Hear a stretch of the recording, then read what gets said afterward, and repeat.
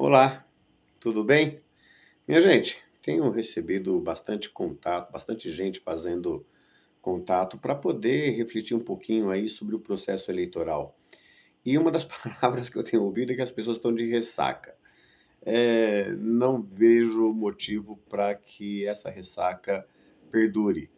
Nós tivemos uma grande vitória. Nós tivemos 48,5% dos votos. Faltou 1,5%, 1.800.000 votos no meio de 126 milhões de votos. Lula teve uma votação extraordinária, fantástica. Foi criada uma expectativa de vitória no primeiro turno em razão de uma estratégia política que, evidentemente, seria melhor já ter liquidado essa fatura no primeiro turno. Mas isso não significa nem um pouco que esse seja o motivo de que nós possamos sequer imaginar que isso tenha sido algo que gere um risco iminente de não vitória do Lula. O Lula já teve uma votação de segundo turno menor do que essa e ganhou a eleição. Ou seja, nós enfrentamos um inimigo, e esse é o nome, que é o inimigo poderoso, sem dúvida, mas ele não é imbatível. Aliás, o primeiro turno mostrou que ele não é imbatível. Basta ver as pessoas que lançaram candidatura contra ele e que tiveram votos, Simone Tebet, próprio Ciro Gomes, Soraya Tronic. Nós temos aí, só para falar dos principais, dos que tiveram mais votos, nós tivemos aí então uma situação onde o processo político aconteceu e a democracia foi estabelecida. A primeira de todas as características que quebra a cara de pau e a canalice política dessa gente é o fato de que a urna eletrônica deu a eles maioria no Congresso, ou agora a urna começou a funcionar. Esses canalhas não podem fazer com que nós tenhamos receio de dizer quem eles são. Nós precisamos alertar o povo sobre o significado do processo político que está acontecendo no país e da mentira que essa gente dessa direita escrota está fazendo. Nós vamos subir o tom e nós vamos falar para as pessoas o que significa, o que está significando e o que pode significar um governo da ultradireita no Brasil. Eles já querem ameaçar a democracia falando sobre mudar a estrutura do Supremo Tribunal Federal. Ou seja, essa gente não gosta de gente que pense, não gosta de gente que conteste e não gosta de gente que os faça seguir a lei. Por isso eles querem derrubar aquilo que garante que a lei seja cumprida. Nós não precisamos ter a menor dúvida de qual é o nosso lugar neste momento. O Nordeste deu o caminho. É alegria e gente na rua, mas com firmeza, com a certeza de que nós não podemos recuar diante do fascismo. A certeza de que nós temos uma proposta política para melhorar a vida das pessoas e não para melhorar a vida desse bando de vagabundo que acredita que a política é lugar de ficar rico. Não é. A política é lugar de fazer com que as pessoas possam ter a sua vida melhorada, particularmente os mais pobres.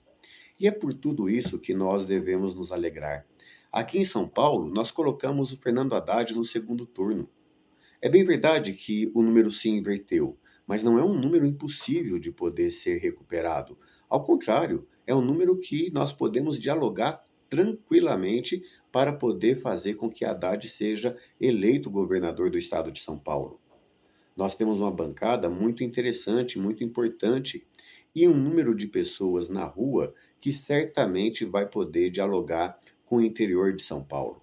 Nós temos condição de poder conversar com um número impressionante de pessoas que não aguentam mais esse Estado que se foi no dia de ontem, depois de 28 anos conseguimos derrubar o modelo político desse Estado, e as pessoas que estão dentro desse processo certamente querem ter um governo que tenha coerência com a democracia e com a construção e que não minta para a população fazendo balizamento de pautas morais em detrimento de pautas que são o que de fato importa para a vida das pessoas, como saúde, educação, segurança pública, geração de emprego, a renda das pessoas, a proteção aos menos favorecidos, a garantia de direitos aos quilombolas, aos indígenas, a certeza de que os sem terra precisam e devem ser tratados como pessoas que merecem respeito, que o sem-teto tem um programa para que tenha dignidade de um lar e da sua habitação, e de que a religiosidade seja feita para poder construir a sua espiritualidade e o conforto de sua vida, e não a manipulação religiosa para que o poder humano possa ser acessado. Não, a religião é algo bem mais importante. E é por isso que nós temos muito que dialogar com o nosso povo. E é por isso que nós precisamos animar.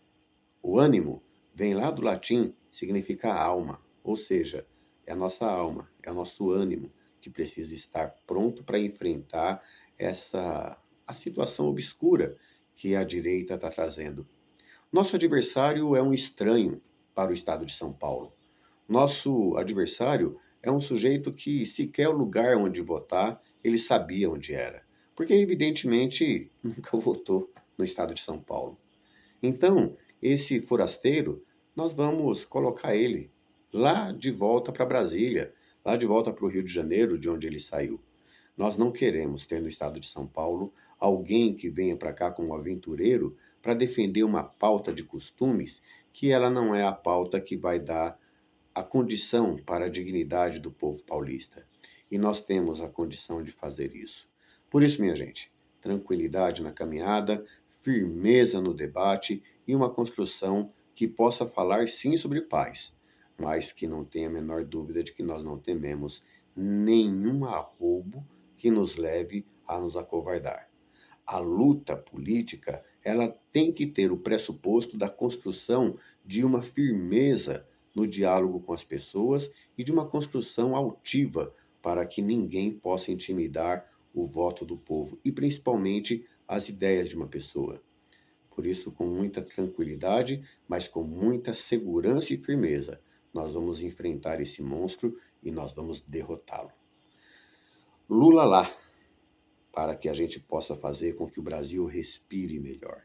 E Haddad aqui, para que a gente possa ter a certeza de que teremos um governante que tenha a cara de São Paulo. Força, ânimo, nós temos condição certamente de construir um país melhor e um Estado digno. Vamos em frente.